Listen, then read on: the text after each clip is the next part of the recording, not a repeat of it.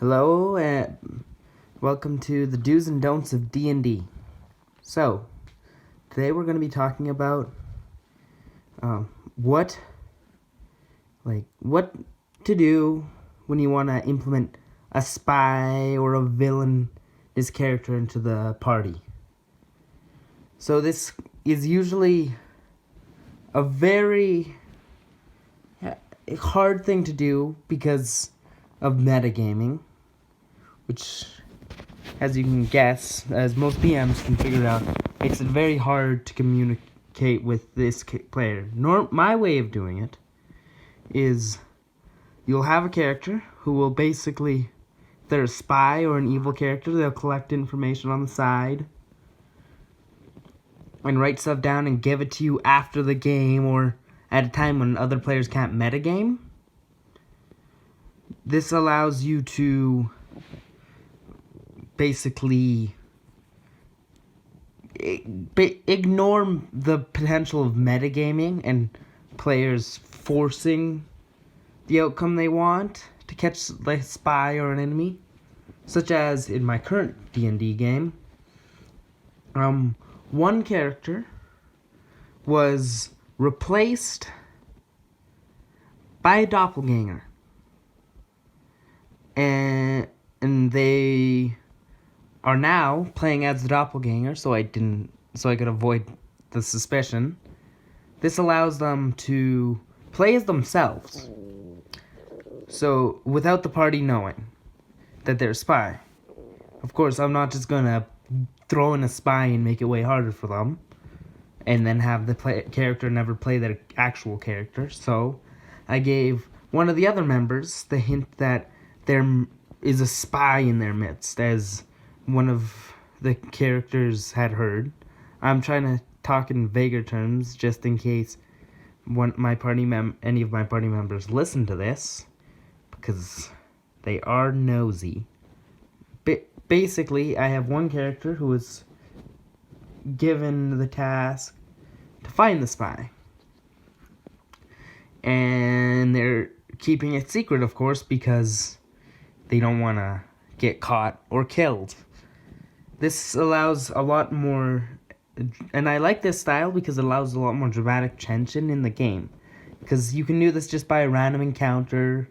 If you're doing like a little mini session with the character, you can have, instead of them getting killed, you can have them get captured or caught. And this allows a little bit more leniency on death penalty, because on a mini session in games, when you're just doing a one-on-one session with one of the characters, because nobody wants to go off and do something in a mini session and then accidentally get themselves killed, because it's a lot easier in that type. So I do stuff like this. Now, what the party this does is it allows you to almost metagame how the enemies attack. So like military, the army that they're with. So like currently, my party is facing this army, who is the Iris, and they are this like pseudo-terrorist organization that is trying to take over the world and do things that the party currently doesn't know about.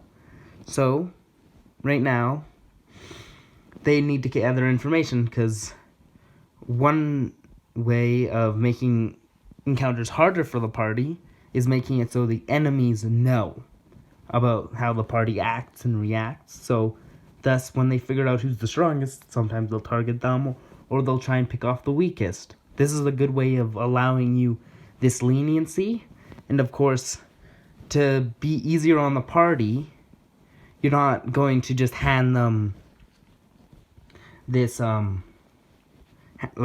start doing it without any way for the party to counteract it. That's why one of the party members knows that there is a spy.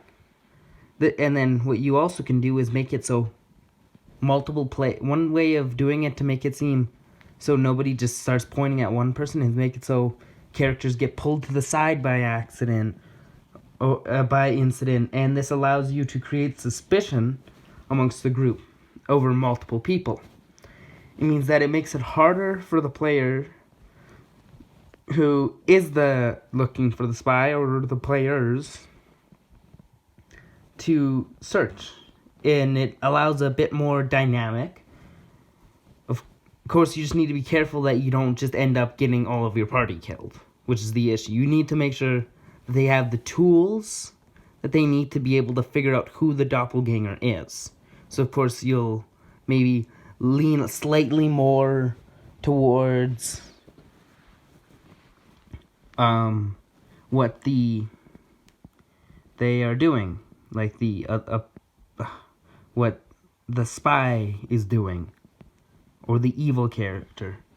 And then, of course, you will have to make rolls for your players, and just every once in a while maybe ask them for their sheet to check their sheet out. And this allows you to, without saying names or showing faces, to basically roll to see if a party member notices that maybe their mind's being read, or that someone's going through their stuff when they shouldn't be. And then this allows, in my opinion, a much more dynamic game, especially when you have more militarized characters who are more fighting and going to war with, like, in armies and stuff. And that's it for today, for this episode of the do's and don'ts of D&D.